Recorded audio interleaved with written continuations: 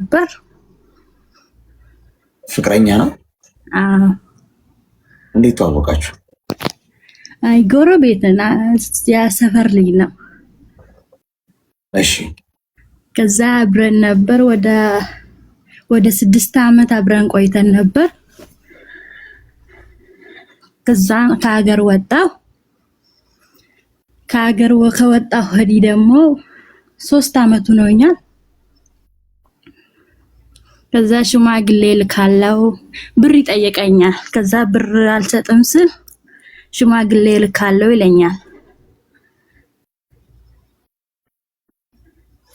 ከዛ ሽማግሌ ደግሞ እኔ መላክ አልፈልግም እዚህ ያለሁ እንዴት ብዬ ነው ሽማግሌ የምልከው ስለው ደግሞ ብትወጂ ትልኪያለሽ፣ ከዛ በኋላ ብራችን አንድ ላይ እናጠራቅማለን፣ አንቺም ትሰራለሽ እኔም እሰራለሁ፣ ከዛ አንድ ላይ እንኖራለን ይለኛል። ከዛ አባቴ ደግሞ በአባቴ ነው የምልከው። አባቴ ሁሉንም ማቀዋል። ከዛ አባቴ አይሻይለኝም ስለው ደግሞ ሽማግሌ ከሄደ ችግር የለውም ሽማግሌ ይሄድና አንድ ላይ እንሆናለን አለኝ። ከዛ በኋላ ደግሞ እኔ ደግሞ ይሄ ሰው ከበላኝሳ ምን አደርጋለሁ ብዬ አሳፈጠረብኝ። ስለዛ እንድትመክረኝ ብዬ ነው። ምንም አላክሽለትም? እስካሁን አላኩም። ይጠይቀኛል ግን አላኩም። ታፈቅረዋለሽ? መውደድ ወደዋለሁ ግን ብር ይለኛል። አይ ወደዋለሁ እኮ ነው ጥያቄው እኮ ግልጽ እኮ ነው። እኔ አንዳንዴ ሰፈራችንን ስንጠየቅ እድሜያችንን መናገር የለብንም። ጥያቄው ታፈቅረዋለሽ ወይስ አታፈቅረውም? አፈቅረዋለሁ። እሺ እወደዋለሁ አይባልም። እሺ አታፈቅረዋለሽ ከተባለ ተቃራኒ ነው ጥያቄው። ጥያቄው ሌላ መልሱ ሌላ ነው የሚሆነው። እድሜሽ ምን ያህል? እድሜ 22። እሺ ሚዩት አድርጊ። ትንሽ የሚያስነጥስ መርፌ ያስፈልግሻል አሁን እንጂ፣ ምክንያቱም ቀይ መስመር ላይ ነሽ። ለመውደቅ እየተንደረደርሽ 21 ዓመትሽ ነው ወይም 22 ዓመትሽ። እሱ ለውጥ አያመጣም፣ ምክንያቱም እዛው ነሽ፣ ልጅነት ላይ ነሽ።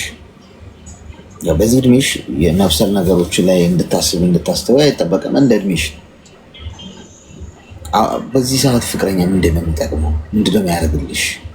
ያውም ተራርቆ።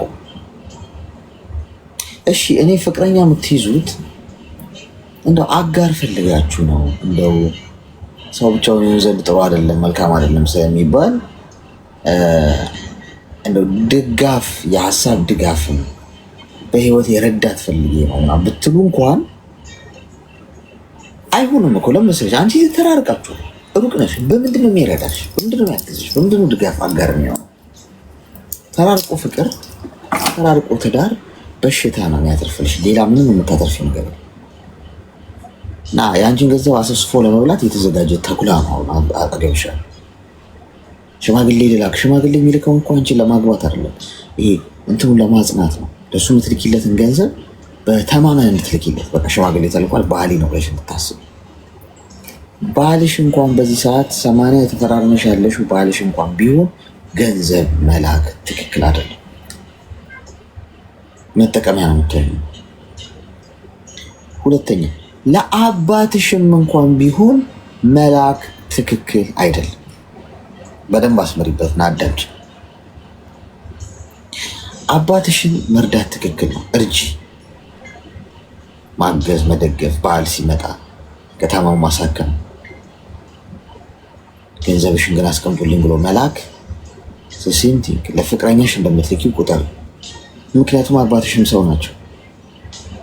ቸገረኝ ብለው የሆነ ቀዳዳን ለመድፈን ሊያውቁት ይችላሉ።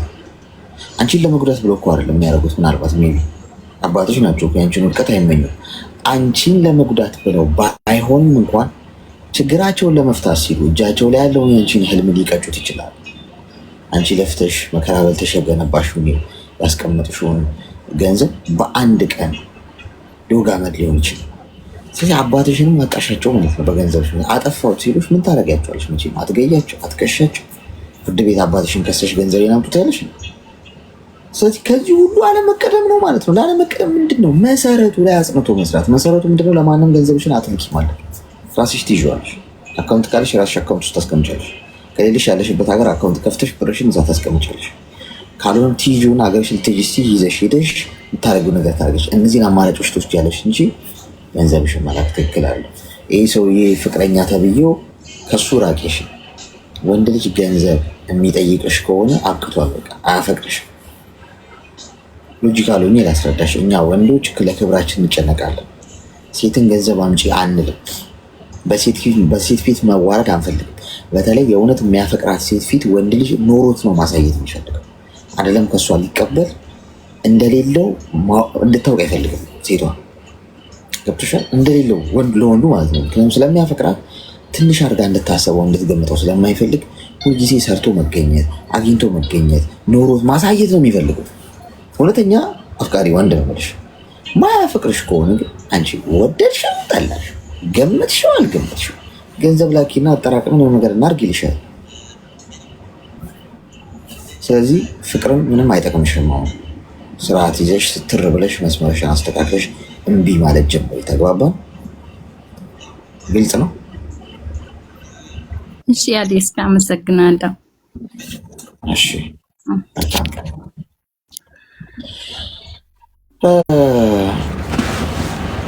ራሷን ለማጥፋት መሳሪያ አቀባብላ በቃ ለመተኮስ እዚህ ቃታውን እዚህ ላይ አድርጋ እየተጠባበቀች ያለች ልጅ ነች። ይቻላል ድንገት የመጣችው በቃ ልተኩስ የሆነ ሰከንድ ምናምን የምትጠብቀው ምክንያት የምትጠብቀ ራሷን ለመግደል ነው።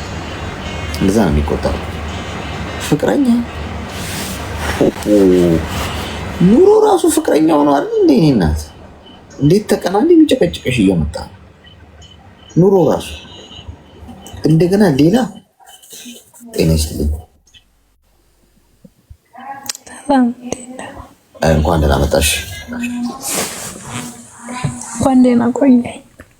ምን እንታሰስ? እኔ ጥያቄ ኑሮኝ ነው። ጥያቄ ኑሮኝ ልጠይቅሽ ነው የመጣሁት። እሺ ጠይቂ። እሺ ባል ነበረኝ ማለት ነው።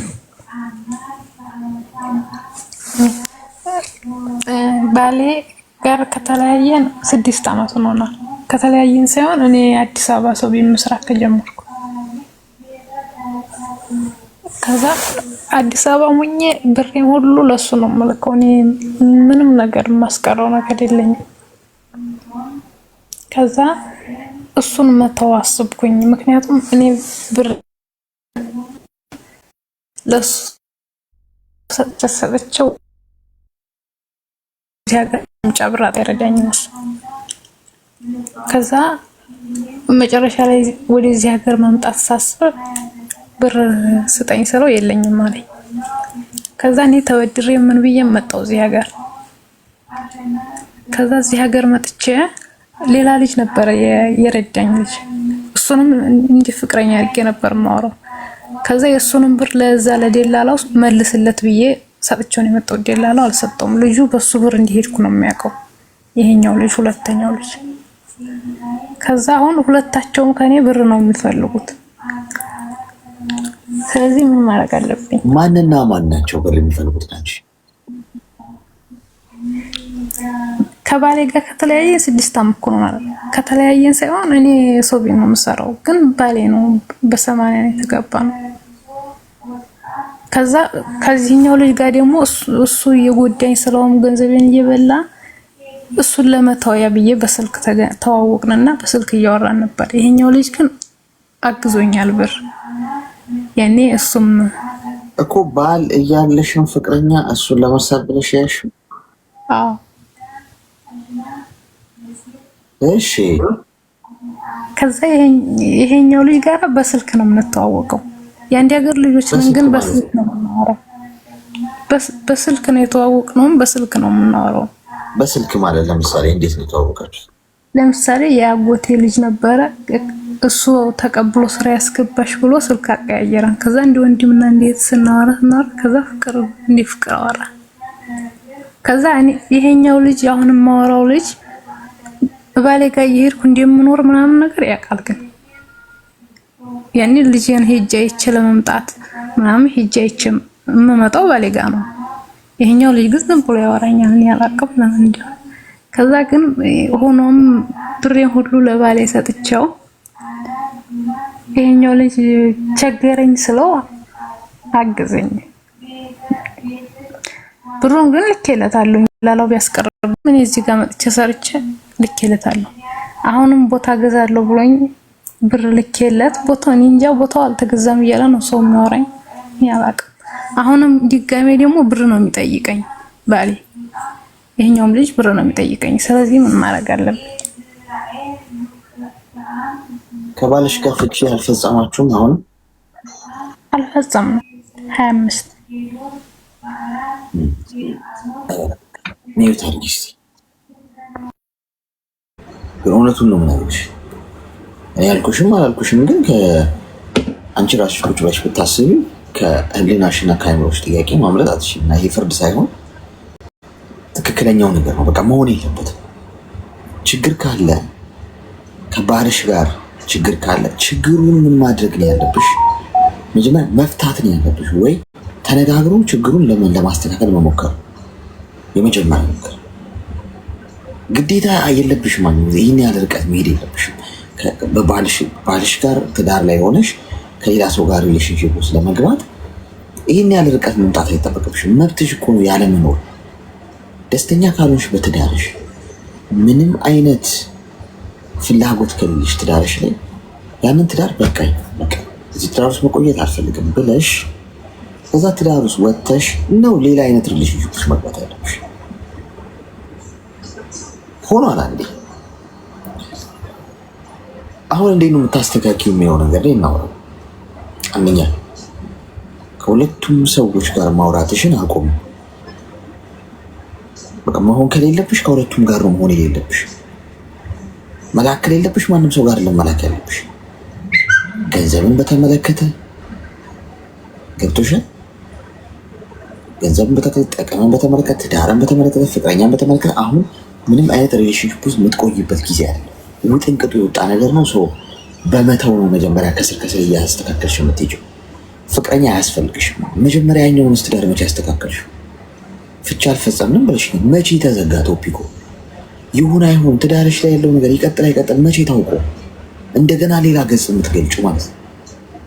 እዚህ ጋር ያለውን ነገር መፍታትና ማስተካከል ገና ሳንችል ሌላ ገጽ እንደገና እሱ ደግሞ የተከፈተው ደግሞ እንደገና ሌላ ታሪክ ደግሞ ይመዘዛል ከዛ ውስጥ። ስለዚህ ከሁለቱም ሰዎች ጋር አቆሚና ራስሽን ሁኚ፣ ራቂ።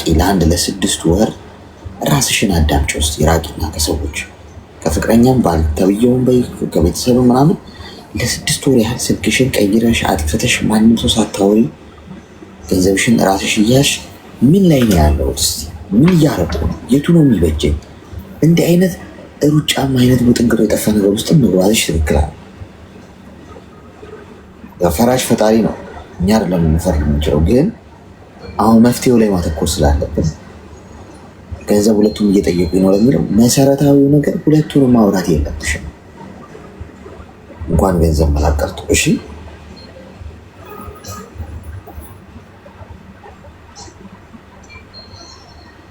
ማዳም አለሽ? አመሰግናለሁ። እሺ እንዴ ነው ጎበዝ። ዛሬ ደግሞ የዛሬው ቀገና እንዴ ሰንበት ስለሆነ ነው። ተጨማሪ ቃሪያ በሚጥሚጣ ሰናፍጭ ጣል ያለበትን መርፌ ያስገቡ ውስጥ። ያው አስቸጋሪ ነው። በር አካባቢ ያለው ነገር ትንሽ ከበድ ይላል። ጓድ ከበድ ያለ ነው ወገን። ኮይን ልስጣችሁና ሜምበራችሁን አዲሱ ወይም ሜምበር ያልሆናችሁም ሰዎች ሜምበር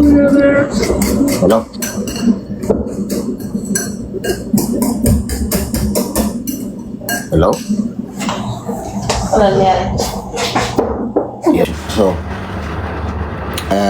ሜምበር ለመሆን አንድ ኮይን ነው የሚጠይቀው። ከላይ ከስሜ ጎን ያለውን ልብ ቅርጽ ምልክት የነካችሁ ሜምበር መሆን ትችላላችሁ። ግን የሌላችሁ ሰዎች ካላችሁ ኮይን እሰጣችኋለሁ። እኔ ይሄው እዚህ ጋር ይታያችኋል ሳጥኑ።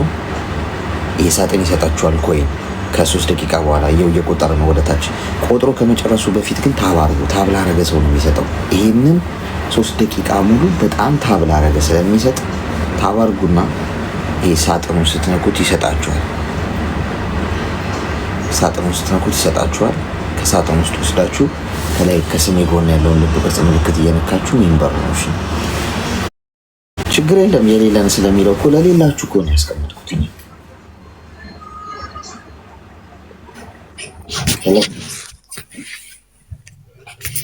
ሄሎ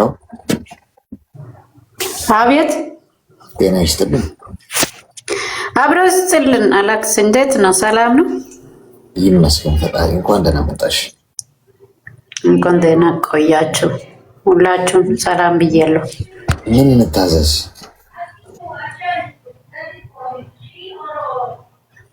አቤት። እኔ ምክር ፈልጌ ነው።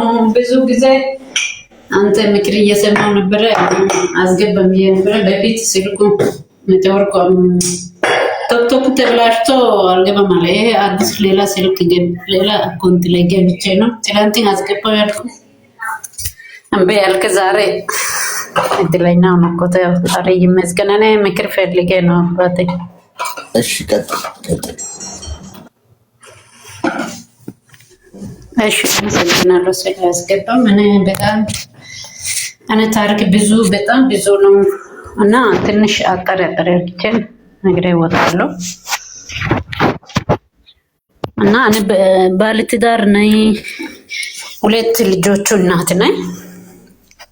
በጣም መጀመሪያው ትዳር ላይ ብዙ አልተመቸም። አገብቼ ጊዜ ጀምሬ በቃ በጣም ልፋቱ ብቻ ትርፍ ሆነ። እሱ ብናገርም በቃ ነገም አያልቅም ማለት ነው። በጣም ብዙ ታሪክ ያለ በዛ ላይ አሁን ያው ተለይተናል ለጊዜው ማለት ነው። አሁን ለብቻ ነው። እኔ ራሴ ነው የምኖረው። እሱ ልጆቹ ይዞ ቤተሰቦቹ ጋር ነው አለ። ዋናው ነገር እኔ እንደዚህ ስደት መጥቼ ሰው ሀገር መጥቼ አዲስ አበባ ላይ ቤቱን ሰርቼ ነበርኩት። በጣም በልጅነት በጣም መከራ ስቃይ አይቻለሁ። ትዳር ማይሆን ትዳር ላይ ዋጋ ከፍዬ እስካሁን ድረስ ቆየሁት እና እግዚአብሔር እያለው ነው የሚሆነው። እንግዲህ አላቅም። ከእግዚአብሔርም አይደለም ከሰይጣን ነው ከእግዚአብሔር ነው አላቅም። በቃ መጀመሪያው ራሱ እየጸጸትኩ ነው እና እንደዚህ አዲስ አበባ ቤቱ ሰርቼ ብዙ አመት ወደ 8 አመት ነው አረብ ሀገር የሰራሁት። እግዚአብሔር ይመስገን። እግዚአብሔር ደግሞ ጥሩ ቤቱን ሰጣ። ቤቱን ብዙ ወደ እስከ 7 ሰርቪስም መኖሪያም እንደዚህ ሰርቼ ያለው። ከዛ 8 አመት ቆይቼ እንደገና አገር ገብቼ መጀመሪያ አንድ ልጅ ነበረ እሱ ያሳደገ። እኔ ደግሞ ድጋሚ ስደት ሀገር ሄጄ እዛ አዲስ አበባ ቤትን ሰራ። አብረን ነው እንግዲህ ቤቱም እኔ እዚህ ሰራ እኔ እየላከው ብሩ እሱ ደግሞ አዲስ አበባ ቦታ ገዝቶ ቤትን ሰራ። ወደ 10 አመት ወደ 8 አመት ነው ምናምን ቤቱን ተሰራ ማለት ነው። ከዛ ምንም ሰላም የለም፣ ፍቅርም የለም፣ ሰላም የለም። በቃ እግዚአብሔር ግን ብዙ ነገር ሰራ። አላስብ አዲስ አበባ ቤት ማስራት ሲይቅርና እንኳን ገጠር ላይ ቤት ማስራት አላስብኩት። ግን እግዚአብሔር ድንቅ ነገር ሰራ፣ ጤና ሰጣ። እንደዚህ እንደሰው ወጥቼ ሰርቼ ተለወጥኩት። እግዚአብሔር ብዙ ነገርን ሰጣ፣ ብዙ ነገር ያደረገ ምንም ያላጣም ፈጣሪ ይመስገን። እና በሱ በኩል በቃ እሱ ምንም ምስጋናም የለም። እግዚአብሔርም አላመሰገንም፣ እኔም አላመሰገንም። በዛ ያው እሱ ነና ምንም ነገር ስምምነት የሌለ ውስጥ ያለን 8 አመት ጨርሼ ኢትዮጵያ ገብቼ ከዛ ሁለተኛው ልጁም አጋጣሚ ያረገዝኩት እግዚአብሔር ይመስገን። ድጋሚ ወንድ ልጅ ወልጄለሁ። 2 ነው ወንድ ልጆች ነው። ከዛ ልክ ራስ ነበርኩት በአንድ ወር ሁለተኛው ወልጄ 1 ወር ላይ ከዛ ቤቱም አጋጣሚ ያው ይግወጥ ነው በቃ ይሄ ማይረባ መንግስት መጥቶ ቤቱም ፈረሰ። በቃ ምንም አላጣሁት። ለጫን ልጁ ይያለው ማውጫው መግቢያው አጥቼ ቤተሰቦቹ ጋጋጣሪ ሄጄ እንግዲህ ልጁ እዛ ያሳጥቆ ነበር። እሱ ደግሞ እሱ ከኋላ አዲስ አበባ ቀረ። እኔ ገጠር እናቴ ጋር ሄጄ ነበርኩት። ህፃኑ እንግዲህ ልጁ የት ላስቀምጥ መግቢያው አጣ። ቤት ተከራይታ የሚኖር 5 ሳንቲም የለም። እሱ ስራም የለም። ሲጀምርም ስራ ሰሙ አይደለም። መጀመሪያ እኔ እንደዚህ እየለቀስኩት ስራ እንዲሁን እያልኩ እየመከርኩት እምቢ ብሎ ይሄ ቦታ ደረሰ እና ቤቱም ተፈረሰው በኋላ በቃ እኔ እናቴ ጋር ገብቼ እሱም ደግሞ አዲስ አበባ ትንሽ ቆየና ቤተሰቦቹ ጋር ሄደ። ልጁም የተወለደው ልጁም የማን እንደሆነ አላቅም። እሱ እኔም ምስትም አይደለም ብሎ በቃ የመጀመሪያው ልጁ ትልቁ ይዞ ቤተሰቦቹ ጋር ገባ። እዛ ቆየ። እኔም እዛ ቤተሰቦቹ ጋር ቆይቼ በቃ ልጁ አመት ከ6 ወር ምናምን ደረሰ። እግዚአብሔር ይመስገን አሳድገ እናቴ ጋር አስቀምጬ ተመልሼ እዚህ መጣሁት። ራሴ ነው የመጣሁት፣ እሱ አይደለም። እኔ በራሴ መንገድ እግዚአብሔር ያወጣ መጣሁት። አሁን መጥቼ በኋላ ልጁ መጥቶ መጀመሪያ ሳይጠየቀው ልጁ መጥቶ ከእናቴ ሰርቆ ወሰደኝ ትንሹ እና እሺ ያልኩትና ይውሰድ ምን አገባኝ ነው ያሳደገም። እኔ አመት ከ6 ወር ተጨንቄ ያለው እሱም ያሳድግ ችግር የለም። የት ይሄዳል ልጆቹ የቱም ቦታም ይቀመጥ እግዚአብሔር ልጆቹ ያሳድግ ክፉ አይነቀም። እኔ ምን ጨንቃለ እንኳን ወሰደ አንቺም እናትም ቤት ሰው የለም ብቻው ናትን እና ህፃኑ አይችላትም በስራት ትሰራለች እና እንኳን ወሰደ አትጨነቅ እናት ያልኩት በቃ ያሳድገ ነበር። ያው ዞሮም ልጁ እዛ ስለያለ በቃ ግዴታ እሱ ጋር ልጁ ስለሚጠየቅ በስልክ ያወራለሁ። ልጁ ጤንነቱን ጠይቃለሁ። ታላቁ ስልክ ያለ ግን ታላቁን ልጁም እንደሱ ነው። እኔ ጋር አላወራም። እሱ ጠበቃው ነው። እሱ ነው አሳደገ። አንቺ ጥለሽ እየዞርሽ እሱ አሳደገ አለ። እሺ ያልኩትና እነሱ ቁጭሩ አሁን ህፃኑ እንግዲህ በጣም ነው የሚወደው በመከራ ውስጥ ስለወለድኩት እና አሁን እንደዚህ አንድን ስልክ ያወራም የሆነ ጊዜ ልጆቹ አስታርቂ የሚለው ጓደኞቹም ጠየቆ ነበር። እኔ ልጆቹ ትተሽ ሌላ አታገቤ ምንም ቢሆንም ልጆቹ አባቱ ይሻላል ምናምን ያሉ ጓደኞቹ። እኔ ግን ምንም ልቤ አይቀበልም። ለምን ቁስል ስለያለ የራሴ ነው የሚያውቀው፣ ማንም አያውቅም። ሲጀምር እኔ ቤተሰቦቹ አያውቅም፣ እሱ ቤተሰቦቹ አያውቅም ያለው ችግር ማለት ነው። ፈጣሪና እኔ ነው የሚያውቀው። በጣም ነው እኔ ምንም ማውራት ራሱ አልፈልግም እና እንደዚህ ያለው ማለት በዚህ ማለት ደግሞ እኔ ልክ እዚህ ሲመጣ በኋላ አንድ ልጅቷ ከቤሩት ጀንጀ ነው ብርም በልቶም ገጠር ላይ ቤት ነበር እኔ ማለት ነው። አዲስ አበባ ተፈረሰ በኋላ በፊት በገጠርም እነሱ ጋር ቤት ሰርቼ ነበርኩት። ቤት ያለ እዛ ገጠር ላይ ማለት ነው እነሱ ጋር እዛ የሰራው ቤቱም ጭቃ ምናምን ያልተለጠፈን ቆርቆሮ ወጥቶ ሁሉ ነገር ያለቀ ጭቃውና በር ብቻ ቀረ። እዚህ ከመጣ በኋላ ልጅቷ ጀንጀኖ ከልጅቷ ብር ወስደው ቤቱ አስተካክሎ እኔ ጋር አላወራም። ምንም ያልሰማሁት ብሩን ወሰደና ቤቱም ሊሾ ምናምን ያስገባም ጭቃው ለጥፎ አስተካክሏል። ከዛ በኋላ ወሬ ሰምቻለሁ። ከዛ እውነት ነው ስትል እውነት ነው በቃ ይሻላል እንደው ከነ ወርድ ብለው ብዬ ደስ ብሎኛል። እንደው ምንም አይመስልም። እኔ ለምን ልፋቱም ምንም አይመስልም። እኔ መገላገል ብቻ ነው የምፈልገው ከሱ እና እንደዚህ እንት መጨረሻ ላይ ደግሞ እሷ ጋር ተጣሉ አሉ።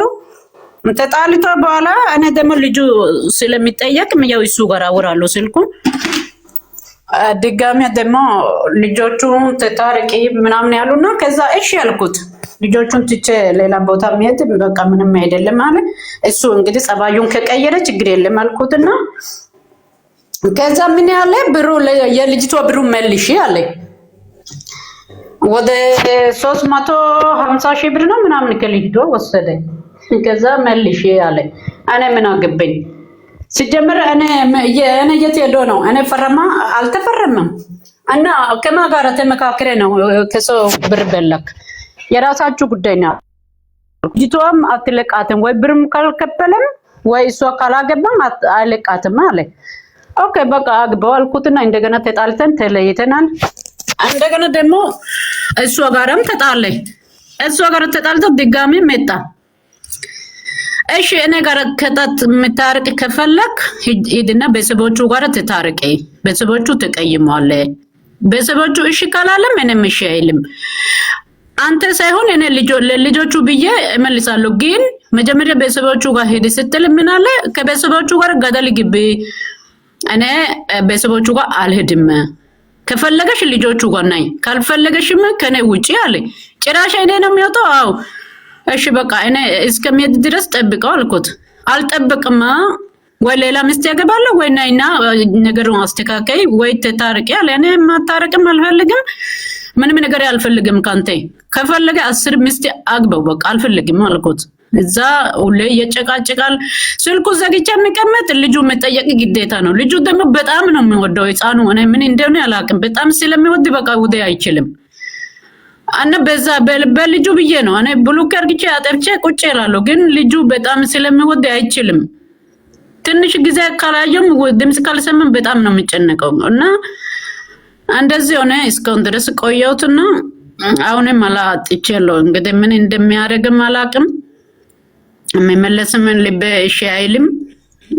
ሌላማ ዝም ብዬ አወራለሁ። ግን ማወራው ሁሉም ጥቅም ፈልገው መመጣ ነው እንጂ ሲጀመር መጀመሪያው ስለመረረ ምን ወንዶቹም ያስጨላል። እውነቱን ብናገር ማለት ነው። እኔ ሁሉ ሰው እሱ ነው የሚመስለው። ግን አሁንም እንዳለ ያለው ጥቅም ብቻ የምፈልገው ነው እንጂ ትዳር የምፈልገው ሰውም የለም። ብቻው የምትናወርም አይችልም። እኔ ሴት ልጅ ነኝ። አሁን ምንም ብትሆንም አሁን እዚህ እንደምኖረው አይደለም። ኢትዮጵያ ሲገባ ግዴታ ትዳር ያስፈልጋል። ትዳር ደግሞ ይከብራል። ትዳር ከሌለ ማንም ሰው አይልም። አውቃለሁ ብዙ ነገር ስለሚያውቅ ግዴታ ትዳር ያስፈልጋል ብዬ ሲፈልግ የሚሆነው ወንድ የለም። በቃ አጭበርባሪ ብቻ ሚስት ያለ የለም ይላል። ደግሞ ወይ በሃይማኖት ይለያል። በምንም በቃ አልተመቸም። እስካሁን ድረስ መላ አጥቼ ቁጭ ያልኩትና ነገር ፈጣሪ አንተ ታውቃለህ፣ በቃ አንተ ለኔ የሚሆነው ነገር አንተ ንገረኝ ያልኩትና ጸሎት ብቻ እየጸለይኩ ቁጭ ያልኩት። በጣም አይምሮ እየረበሸ ነው።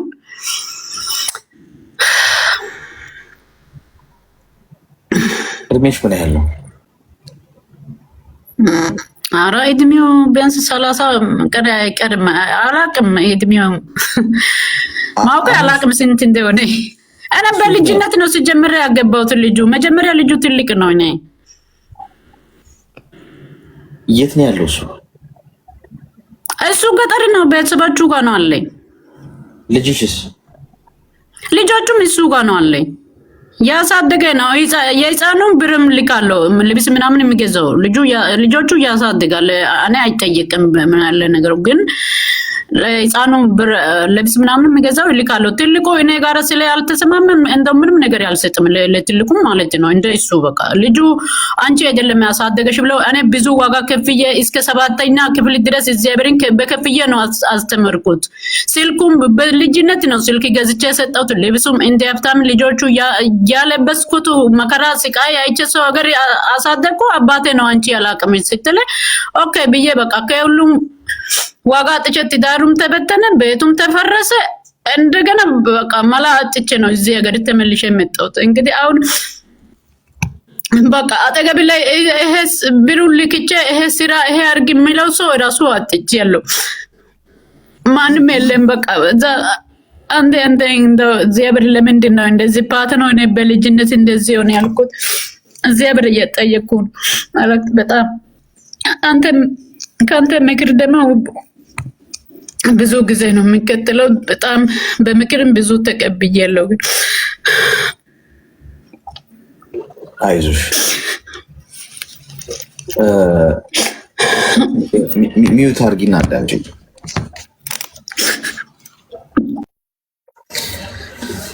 አንደኛ ነገር ላደረግሽው ነገር ምላሹን አጠብቂ። አሁን ልጅሽ አባቴ ነው እንጂ አንቺ ምንም አላደረግሽም አለሻል። በቃ አታልቅሽ፣ አትከፊ። ጊዜ ዳኛ፣ ጊዜ ነው ለሁሉ ነገር መልስ የሚሰጠው። ገብቶሻል? ነገ እንዲህ ባለበት አፉ ነገ ግርሻ የተደፍቶ ማሪኝ ይቅር በልሽ ማሪኝ ይቅርበኝ ብሎ ይመጣል። ልጅሽ ነው፣ አትጤው። ዋናው በደህና ይኖርልሽ እንጂ ልጅሽ ወደደሽ ጠላሽ ለውጥ የለውም። ዋናው አንቺ የወለድሽው ልጅ ይደግልሽ። መልካምነት ማለት እኮ ያ ነው። የትም ሆኖ ይደግ፣ የትም ሆኖ ይደግ፣ የትም ሆኖ ክፉ አይንካው። ለልጅሽ መመኘት ያለብሽ ያን እናት ነሻ። አንቺ ከልጅሽ በላይ አረቀሽ ማየት የምትችይ ሰው ነሽ። አባት ተብዬው እሱ ቁማር ነው የሚጫወተው።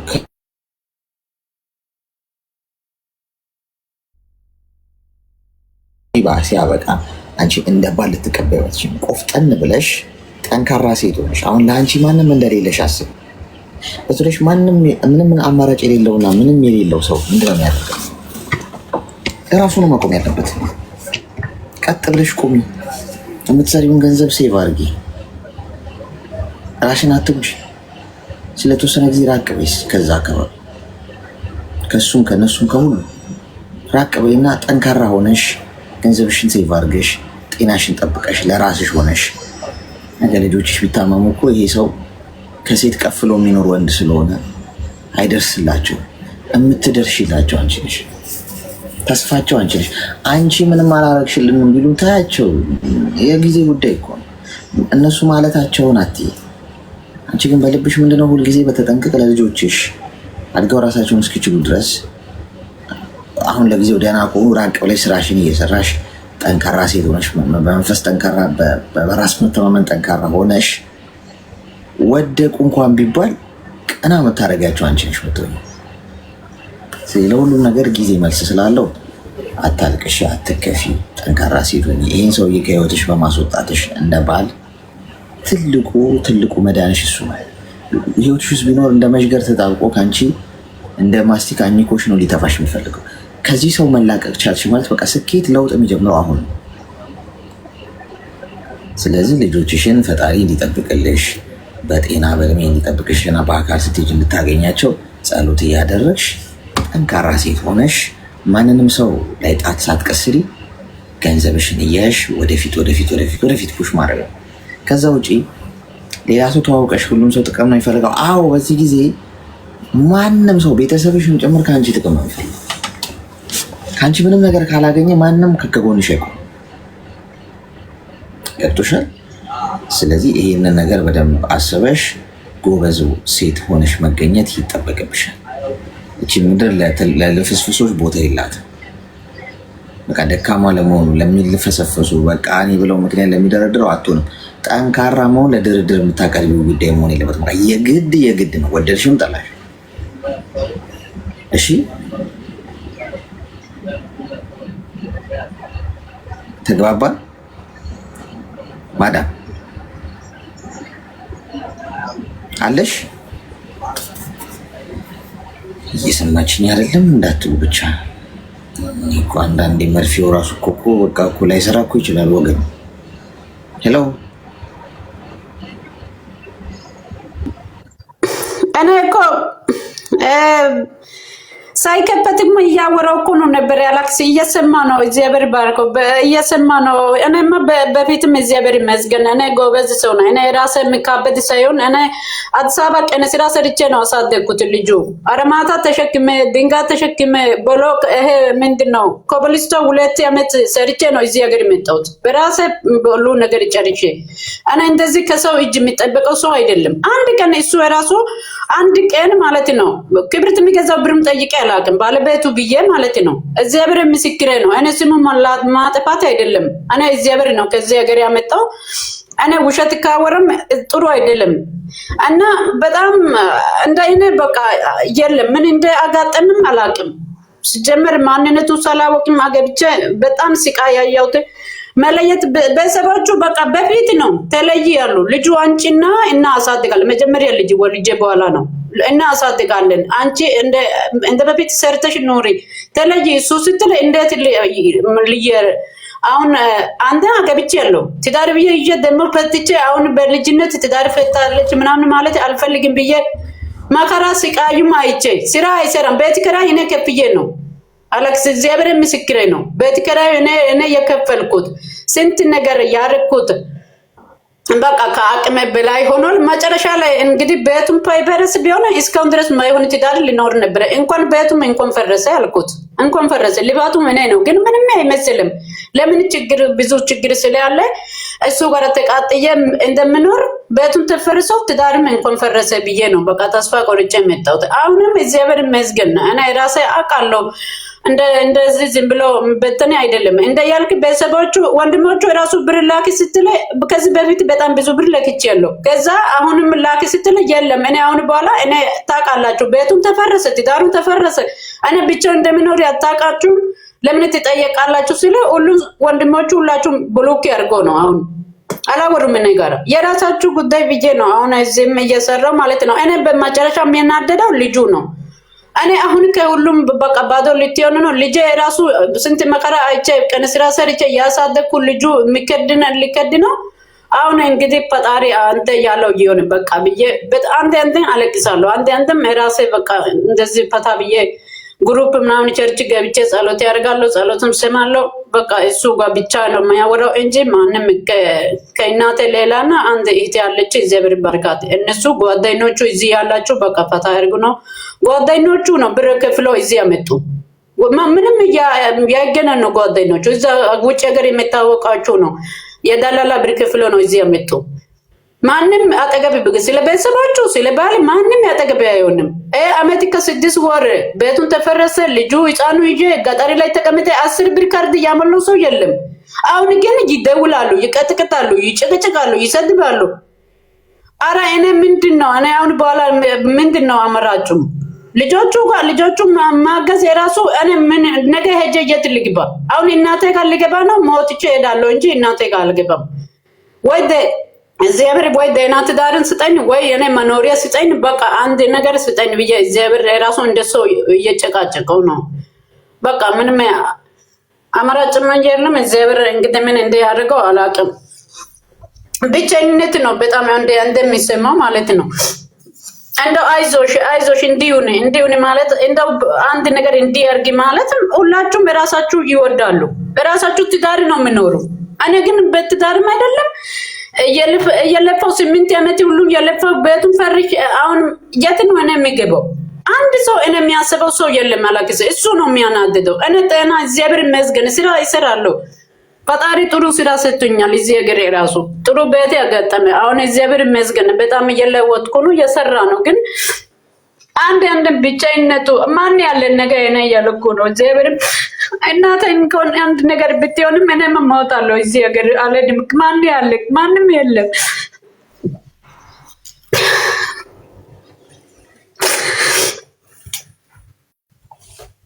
እሺ ድምጽ ይሰማሻል? አዎ ለክስ ይሰማል። አሁን እንደዚህ በመሆንሽ አንቺ እሚዩት አርጊሲ አሁን እንደዚህ በመሆንሽ አንቺ በእነሱ ዘንድ የበለጠ ደካማ ሆነሽ ነው እንጂ የምትታየው ጠንካራ ሆነሽ አትታይም። ምንም የምታመጪው ለውጥ የለም። እኔ ልንገርሽ በቃ አስቡልኝም አይረዱኝም፣ ገንዘብ ነው የሚጠይቁኝ፣ ጥቅም ነው የሚጠይቁኝ፣ ማንም ሰው አይፈልገኝም። እየሆነ የሚቀጥለው እንደዚህ ወደድሽም ጠላሽ ማድረግ ያለብሽ ምንድን ነው? በቃ እነዚህን ነገሮች እርግፍ አድርገሽ ትተሽ ወደድሽም ጠላሽም ግራም ነፈሰ ቀኝ ጠንካራ ሆኖ መገኘት ብቻ ነው ሊያስከብርሽ የሚገባው። በቃ ከዚህ ውጪ አማራጭ የለም። ይሄንነት አንድ ሰው ከራበው መብላት ወይም መብላት ነው ያለበት። አለመብላት የሚባል ህግ አለ? የለም። ከራበው አለመብላት ወይም መብላት ካልበላ መሞቱ ነው። ስለዚህ የግድ መብላት አለበት። ከወደቀም አንድ ሰው መነሳት ወይም መነሳት ነው ያለው አማራጭ። ከወደቀ ማንም ዞር ብሎ አሁን እንደዚህ በማለትሽ እንዲህ በማልቀስሽ ሁልጊዜ በቃ ብሌም ማድረግሽ ጣት መቀሰርሽ እያረጉ ያሉትን ነገር ስህተቱን መናገርሽ ምናምን አይቀይራቸውም። ይኔናት አያዝኑልሽም። ይቀጥላል። እንዲህ ነው የሚቀጥለው፣ እየተባባሰ ነው የሚቀጥለው። ስለዚህ ምንድነው ያለው አማራጭ? እንግዲህ መፍትሄው ላይ ስናተኩር አሁን የምትሰሚኝ ከሆነ ማለት ነው ምክር ከሰማሽ ሁሉንም ነገር ታዩ። ለማንም ሰው መጨነቅ አቆሚ። ለራስሽ አስቢ። የምታገኘውን ገንዘብ 90% ለራስሽ አስቀምጪ። ራስሽን ተረጂ፣ ራስሽን አክሚ፣ ራስሽን እርጂ፣ ራስሽን ደግፊ። ይሄ ብቻ ነው አማራጩ የኔ እናት። አለበለዚያ ማልቀሱ፣ መጮሁ፣ ምክንያት መደርደሩ ምንም የሚያመጣው ለውጥ የለም። እንደውም የበለጠ በእነሱ ዘንድ ደካማ ሰው ሆንሽ እንድትታይ ነው የሚያደርግሽ። ስለዚህ ከዛሬ ጀምሮ የትም ማንም ጋር ምንም አትይም። ስለነሱ፣ ስለ ቤተሰቦችሽም፣ ስለ ባልሽም፣ ስለማንም ዝም ትያለሽ። ራስሽን መደገፍ ለአንድ ለ6 ወር አልኩሽ። ራቂ፣ ከማንም ሰው ጋር አታውሪ። በቃ አለቀ። ለራስሽ ብቻ ጤናሽን መጠበቅ፣ እንቅልፍሽን በቂ እንቅልፍ መተኛት፣ ስትነሽ ጸሎት ማድረግ፣ ደሞዝሽን መሰብሰብ መያዝ። ለ6 ወር ለራስሽን ኑሪ እስቲ። 6 ወር ብዙ እኮ አይደለም። ከዛ ታየዋለሽ እንዴት ጠንካራ እንደምትሆኝ፣ እንዴት ቆንጆ እንደምትሆኝ፣ እንዴት እንደገና ተወዳጅ እንደምትሆኝ፣ እንዴት በገንዘብ ጠነክሪያለሽ፣ በመንፈስ በበራስ መተማመን። እንዲህ ነው እንዴ ለራሴ ማሰብ ነው እንዴ የሚያስከብረኝ ትያለሽ። ያከብሩሻል። ቢጠሉሽ እንኳን ያከብሩሻል። እምቢ ማለት ስትጀምሪ፣ አይሆንም ማለት ስትጀምሪ ትከበሪያለሽ። ስለዚህ እኔ ማንም የለኝም ብሎ ማልቀስ የሚያመጣው ለውጥ የለም። ማንም ለአንቺ መኖርም ግዴታው አይደለም። እዚህ ጋር 1400 ሰዎች አሉ አይደል? 1400 ሰዎች ብታምኝም ባታምኝ የሚያከብሩኝ የሚወዱኝ ከኔ ጎን የሚቆሙት ለራሴ መሆን ስችል ብቻ፣ ራሴን ማክበር ስችል ብቻ፣ ቆሜ መሄድ እስከቻልኩ ጊዜ ብቻ፣ በራስ መተማመን እስካለኝ ጊዜ ብቻ። ዝም ብዬ እየመጣው በየቀኑ እየይ ብል እዚህ እንዲህ አልሆነልኝም እኮ፣ ሰው የለኝም እኮ፣ ገንዘብ የለኝም እኮ፣ ሰው ይጠላኛል እኮ፣ ማንም አይወደኝም እኮ፣ እኔ እኮ ድቅ ያለው ብቸኛ ነኝ ምናምን እያሉ አንድ ሁለቴ ሊያዝኑልኝ ይችላሉ። ከሁለት ከሶስት ጊዜ በኋላ ምንድነው እዚህ እየመጣም ያላዘንብኝ ራሱን አይችልም እንዴ ነው የሚሉኝ። ማንም ሰው ጠንካራ ሆነሽ ከቆምሽ አከብርሽ። ሁሉም ሰው ጠንካራ ነው የሚፈልገው። ስለዚህ ለራስሽ ቁሚ እሺ። ከዛሬ በኋላ ምንም አይነት ምክንያት ማለቃቀስ እንዳይታይ አንቺ። እሺ ተግባባ? አዎ አራክስ አመሰግናለሁ። በጣም አመሰግናለሁ። ታንኪዩ። እሺ ወንድም በጣም አመሰግናለሁ። ተባረክ። እውነት አሜን። እግዚአብሔር ባርክ። ለእኛም አንተ ያነሳው እግዚአብሔር ተባረክ። እሺ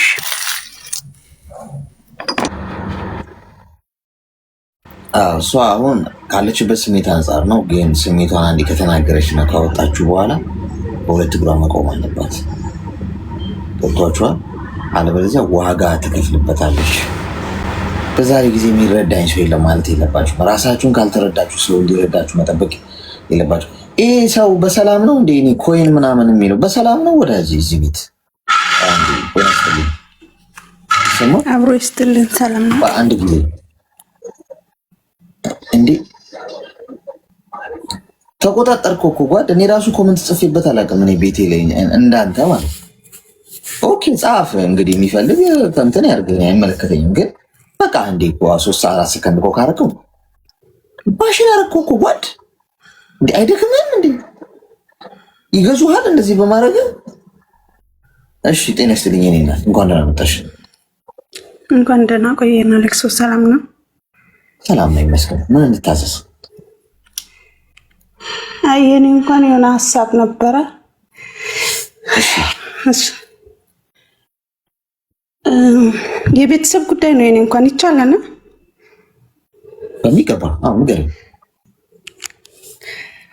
እናቴ የሞተችው የ6 ዓመት ልጅ እያለሁ ነበረ እና እናቴ በሞተች በ40ዋ በነጋው ለሰው ተሰጠሁኝ። ድምፅሽ ግን ከኔ ነው ወይስ ርቋል? ኤርፎን ነው የምትጠቀሚው? ልንቀለው? ኤርፎን ነው አውጪው። እሺ አሁን ይሰማል? ይሰማል። እና በ6 ዓመቴ ሞታ ከዚያ ለሰው ተሰጠሁኝ። ለሰው ከተሰጠው በኋላ ያው የሄድኩበትም ሰው ብዙም አይደለም አይመችም ምናምን ነገር። ከዛ ውሰጅኝ ወደ ቤተሰቦቼ ምናምን በምላት ሰዓት እሺ ብላ ወደ ቤተሰቦቼ አመጣችኝ። ቤተሰቦቼ ጋር ሳትቀላቅለኝ ከተማ ጣለችኝ። የቤተሰቦቼ ከተማ ማለት ነው። ከዛ እዛ ከተማው ላይ ያለው ስራ እየሰራሁ ምናምን አጎቴ ነው ስራ ያስገባኝ። እዛ ስራ እየሰራሁ አባቴ መጣ ወሰደኝ ወደ ገጠር። ገጠር ከገባሁ በኋላ ያው እንጀራ እናት ናት ታግባ ምናምን ተብሎ ልጅም ስለሆነኝ ሀገር በልጅነት ነው የሚዳረው። ታግባ ምናምን ሲባል አይቻልም፣ ስራ ሳሰራ አይቻልም ምናምን ተባለ። 1 አመት መቆየት አለብሽ ተባልኩኝ። እዛ ስራ እየሰራሁ በቃ ከእንጀራ እናት ጋር መግባባት አቃተኝ። ተመልሼ ወደ ከተማ መጥቼ የራሴን ስራ መስራት ጀመርኩኝ፣ ሰው ቤት ማለት ነው። ከዛ በዛ መሀል ቤተሰብ መተዋወቅ መጣ። እህቶቼን ወንድሞቼን ሁሉንም ማወቅ መጣሁኝ። እኔም ቤት ተከራይቼ ስራ መስራት ጀመርኩ ምናምን የራሴን ህይወት ማለት ነው። በዛ ምክንያት እህቴ መጣች፣ ታላቅ እህቴ። በእናትም በአባትም አንድ ነን። ኮረና ገብቶ ስራ ቤት ተዘግቶባት፣ እሷም እንደኔ ሰው ቤት ነው የምትሰራ፣ ቤት ተዘግቶባት እኔ ጋር መጣች። እኔ ተቀበልኳት፣ አብረን እየኖርን ያለ። በዛ መሀል እኔ እሷ የማታውቀው ፍቅረኛ ነበረኝ። ከዛ እሷ የማታውቀው ፍቅረኛ፣ ያንን ፍቅረኛ አምጥቼ ጓደኛዬ ብዬ ነው ያስተዋወቅኳት። ከዛ ጓደኛዬ ብዬ አስተዋወቂያት። ለምን? አንደኛ ትልቄ ናት፣ ሁለተኛ በጣም ፈራለሁ። የእንትን ኮረናም ስለሆነ በጣም ፈራለሁኝ። እኔና እሱ ደግሞ ያሰብነው ገና በእንቁጣጣሽ ቤተሰብ ልናስተዋውቅ ቤተሰብ ልካለው ምናምን ተስማምተን በሁለታችን ግላችን ማለት ነው። በዛ ምክንያት እንደዛ ሆነ፣ አስተዋወቅኳት። እንግዲህ ከዛ ድርጊቱ ምንም የተረዳችው ነገር የለም። እሱ በመሀል ወታደር ስለነበረ አካውንቱን ኢቲኤሙን ሰጥቶኝ ወደ ግዳጅ ሄደ። ብር እህትሽን ተንከባከቢያት ብር አይኖርሽም ምናምን ብሎ ኢቲኤሙን ሰጥቶኝ ሄደ። እኮ ችግር የለውም አትጨናነቂ ምናምን ብለን በዚህ ምክንያት ለ2 ወር ቆየን።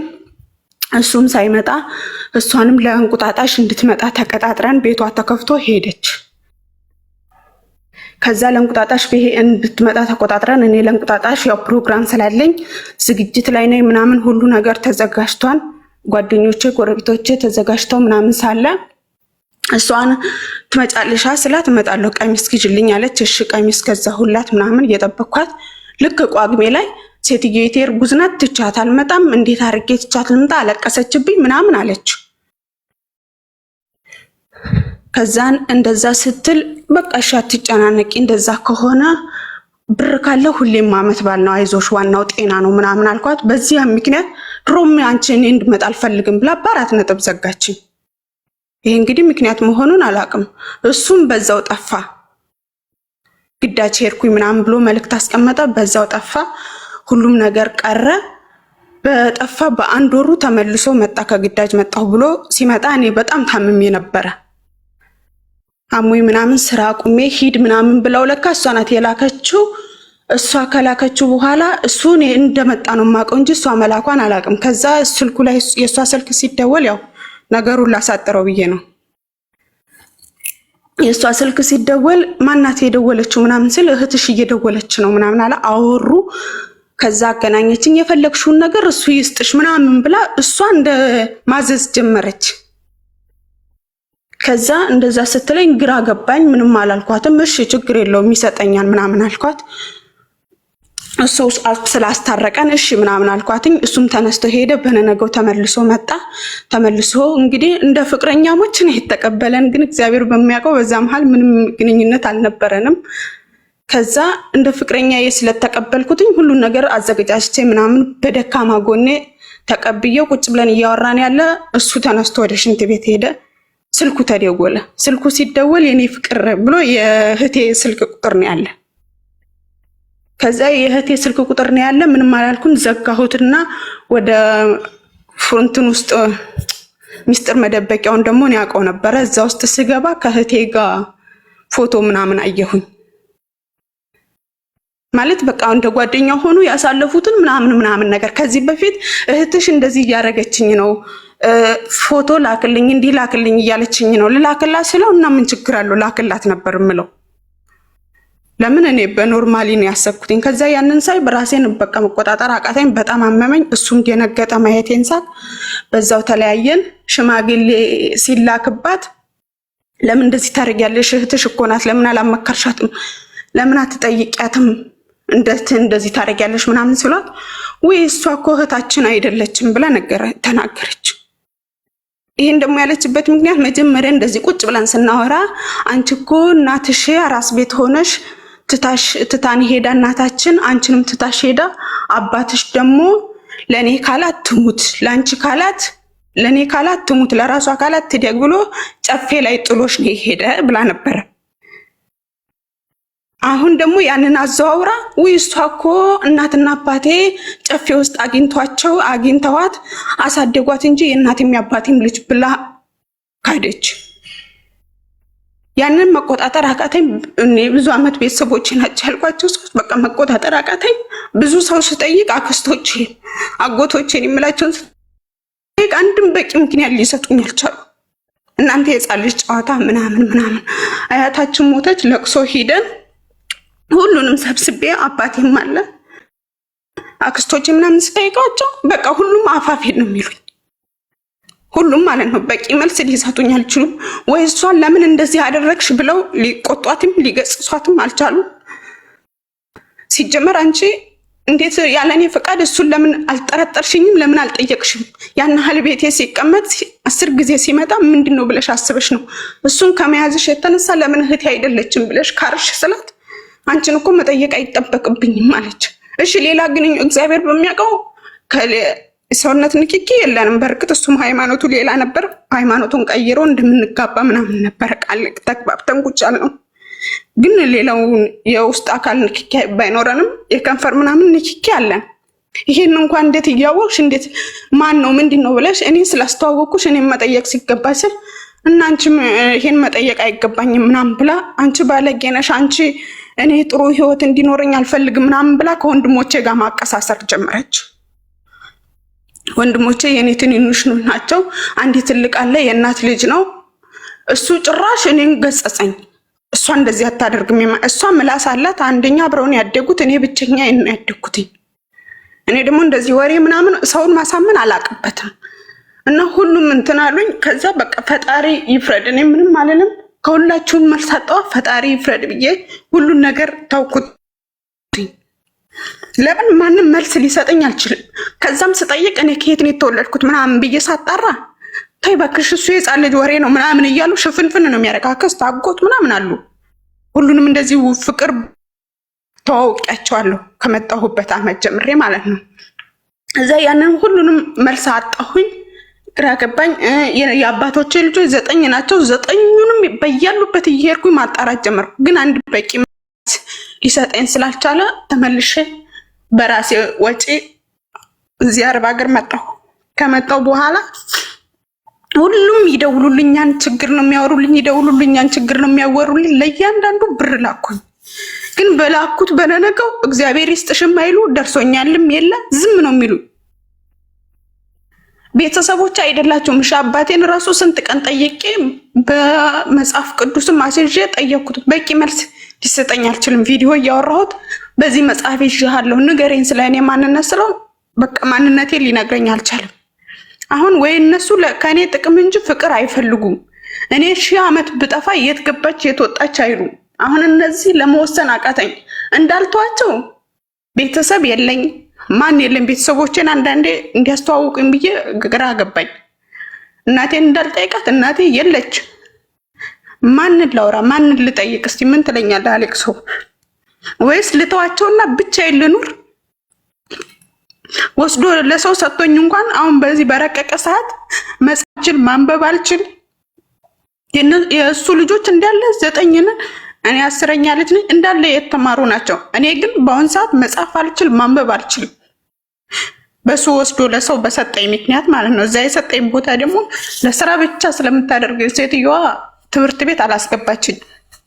ያ ሁሉ ጫና ሲበዛብኝ ነው ቤተሰቦቼን አስተዋውቂኝ ቤተሰቦቼ መልሽን ብዬ ስመጣ ይሄ አጋጣሚ የተፈጠረው። እና አንዳንዴ እህቴ ብትሆን አዎ ትጠይቀኛለች ወይ። ሁለተኛ ደግሞ ያቺ አባትሽ ጥሎሽ ነበረ ለእኔ ካላት ትሙት ለራሷ ካላት ትደግ ብሎ ጨፌ ላይ አንስቶሽ አክስቴ ናት አንስታ መልሳ ከሞት ያተረፈችሽ ትለኛለች። መልሳ ደግሞ ጨፌ ላይ አባቴ ጥሏት ነው የተገኘች ምናምን ብላ የእሷ ትልቅ እህት ደግሞ የእናቴ ልጆች 3 ናቸው በአባት ማንገናኝ ማለት ነው። የእሷ ትልቅ እህትም ደውላ አንቺ ዘረቢስ ከየት እንደመጣሽ ማትታወቂ ምናምን አለችኝ። ለምን እንደዚህ ይሄንን ለምን እሱ ባሌ ነው ለምን አልሽ? ለምን ፍቅረኛዬ ነው ለምን አልሽ? ብላ ማለት ነው። አሁን እሷም እንደዛው ተጨምራ ሰደበችኝ። ትልቁን ወንድሜ ደግሞ ደውዬ ስጠይቀው ይሄ የህፃን ልጅ ጨዋታ አቁሚ ነው የሚል ወላ ከኔ ጋር ራሱ የዛኔ 2 ወር ተቀምጣለች ስለ ፎቶ የተነሳ ነው ምናምን ስትሄድ ደልተዋለች። ያንን ፎቶ ላኪልኝ ስላት እኮ ወይ ወንድሜ እንዳየው ብዬ እኮ ደለትኩት ብላኝ ነበር። 2 ወር እኔ ጋር ስትቀመጥ ለወንድሟ እንግዲህ ለኔም የእናቴ ልጅ ነው እንግዲህ እህታቸው ከሆንኩኝ እህቴ ጋር ነኝ ያለሁት ብላ አልተናገረችም። ቤት ተከራይቼ እዛው ከተማ ውስጥ ቤት ተከራይቼ እየኖርኩ ነው ብለዋለች።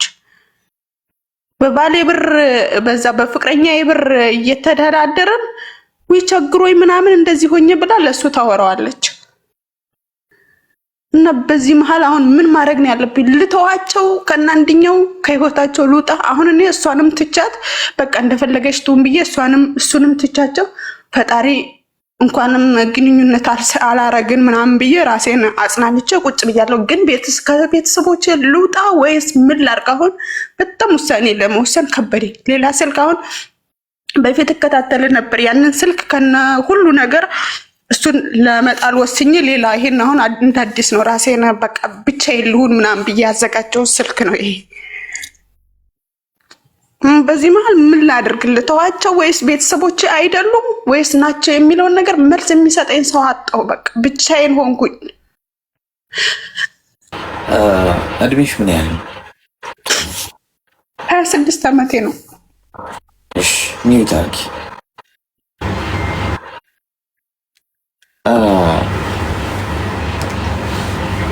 እንደዚህ ነገር ሲፈጠር አሁን 26 ዓመትሽ ሰው እዚህ ምድር ላይ ምን ያህል እድሜ እንደሚኖር አይታወቅም። ገብቶሻል? ሁላችንም ወደ ሞት ነው የምንሄደው። አፈር ነው የሚበላ። እንዲህ ሆነሽ ኖርሽ፣ ተደስተሽም ኖርሽ፣ እናት አባትም ኖረሽ አልኖረሽ፣ አወቅሻቸውም አላወቅሻቸው፣ ሁላችንም እዚህ ምድር ላይ ይዘነው የምንሄደው ነገር የለም። ከዚህ ምድር ሁላችንም ወደ ሞት ነው እየተጣደፍን ያለው። ቀን በተካ ቁጥር ጊዜ የለም። ገብቶሻል? ታይም የለም። 1 ሳምንት ነው ለመሞት ያለሽ፣ ለመኖር ያለሽ እድሜ 1 ሳምንት ነው። በ1 ሳምንት ውስጥ ጉዳይሽን ጨርሺ ብትባይ የእውነት ያስጨንቅሻል? አባቴ ማን ነው? እናቴ ማን ነች? የት ነው የተገኘሁት? እዚህ ነው ወድቄ የተገኘሁት ነው። እከሌ እኮ አባት አለው፣ እከሌ እኮ የለውም፣ እኔ አባት እናት እንደሌለኝ ባይተዋር ምናምን ያሳስብሻል? ጥያው ልሄድ አንዴ እዚህ ምድር ላይ ምን ያሳስበኛል? አባት ኖረኝ አልኖረኝ፣ እናቴን አወቅኳት አላወቅኳት ከሆነ ጥሩ፣ ካልሆነ ጊዜ የለም። ጊዜ ስለሌለኝ ቶሎ ተፍተፍ ብዬ ኖር ብዬ ማድረግ ያለብኝን ነገር በጊዜ ቶሎ ጨራርሼ መሞት ነው። አለቀ፣ መሄድ ነው። አሁን ጊዜ እንዳለን ስለምናስብ ነው ብዙ የማይረቡ ጉዳዮች ላይ አይምሯችንን የምናስጨንቀው። አንቺ አሁን ዝም ብለሽ ኢነርጂሽን እየጨረሽ ነው የማይሆን ቦታ ላይ። አልፈለጉሽም ማለት በቃ በስኬትሽ ተበቃያቸው። አሁን አንቺ ህፃን ልጅ አይደለሽም፣ ጡጦ የምትጠቢ ወይ እናትና የአባት እንክብካቤ የሚያስፈልግሽ በቃ የቤተሰብ ጥላ ከለላ የሚያስፈልግሽ ሰው አለሽ። በዚህ ሰዓት ራስሽን ችለሽ ቀጠበሽ መቆም የምትችይበት እድሜ ነው 26 ዓመት ማለት በቃ አለቀ። እናት አባት፣ ገለመሌ፣ ወንድም፣ አክስት፣ ዘመድ አዝማድ ምናምን ሳይሆን ራስሽን ዋርካ ቀጥ ብለሽ ቆመሽ ትልልቅ ቅርንጫፎች የምታፈሪበት ጊዜ ነው። ቤተሰብ የምትመሰርችበት ጊዜ ነው። ገብቶሻል? የኋላው ታሪክሽ ላይ ምናልባት የምታስታውሽው እናት አባት ምናምን ይሄ ዘመድ የለሽም አንቺ ዘርም የለሽም የሚል ድምዳሜና እንትን ካለ አንቺ ከዚህ በኋላ አዲስ ቤተሰብ መመስረት፣ አዲስ ዘር ማፍራት፣ አዲስ ትውልድ መቀጠል ትችላለሽ። ዋናው ቁም ነገር ወደፊት መኖርሽ አይደለም ያስፈልገው አይደል? ስለዚህ ማልቀስም መቆጨትም የለብሽም። እነሱ ራሳቸው ፈልገውሽ እንዲመጡ ማድረግ ትችላለሽ። ራስሽን ከለወጥሽ፣ ራስሽን ካሻሻልሽ፣ ለማንም ምንም ሳትይ ሚስጥራዊ ሰው ሆነሽ አንገትሽን ደፍተሽ ፈጣሪሽን ተደግፈሽ ብቻ ከዛ ውልቅ ብለሽ ወጥተሽ ስራ እየሰራሽ ገንዘብ እያያሽ ትምህርትሽን እየተማርሽ ማንበብና መጻፍ አልችልም ምንም ችግር የለም። አሁን መማር ትችላለሽ እንዴ? አሁን ስልክ ቴክኖሎጂ እንደውም ትምህርት ቤት ድሮ ሰው ትምህርት ቤት ሄዶ የሚማረው የማታ ምናምን እየሄደ ይማራል።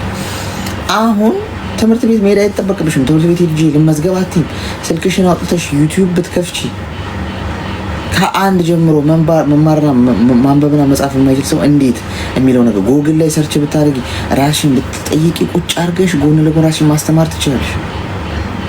አስተማሪ አያስፈልግሽም። የት ሂጄ እማራለሁ አትይም። በድሮ ነው እሱም እየቀረው።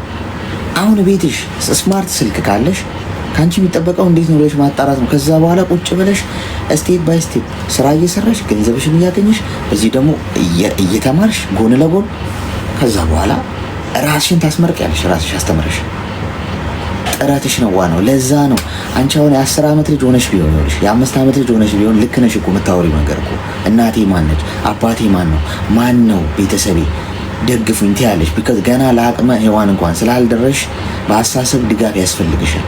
26 ዓመትሽ ነው። ምንድን ነው የሚያስፈልግ? አሁን አንቺና እኔ እኩል ነን። እኔ አባቴ እናቴ ወንድሜ አጎቴ አክስቴ አልልም። ለሚፈጠሩብኝ ነገሮች በሙሉ ራሴን ህይወቴ ውስጥ ውሳኔ ማስተላለፍ ራሴን ህይወቴን የምመራው ኃላፊነት ወስደው ራሴ ነው። አባቴ ቢኖር እናቴ ብትኖር ታተርፈኛለሽ ከሞት ሰርቼ መለወጥ ያለብኝ ራሴ ነው። አሁን ካብሎ የሚያጎርሰኝ ሰው መኖር አለበት ግዴታ። በቃ አለቀ። እድሜ ከ18 ዓመት በላይ ከሆነ በቃ አለቀ። ለራሴ ህይወት ራሴ ነው ኃላፊነት ወስደው። እነሱ እናት አባት ምናምን ያሉ ይጃጃሉ። አንቺ እዚህ ጋር ራስሽን ቀይረሽ የተሻለሽ ሴት ሆነሽ በስኬትሽ ተበቃያቸው። እኔ እኮ እሷ እኮ እህታችን ነበረች አብራን እኮ ኖራለች ብለው በኩራ እስኪያወሩ ድረስ አንገትሽን ደፍተሽ ሰርተሽ ተለወጪ። እልህ የያዝሽ ደንፉ የያዝሽ የመለወጥ ደንፉ በእልህ ማለት ነው ይጠቅምሻል። እሺ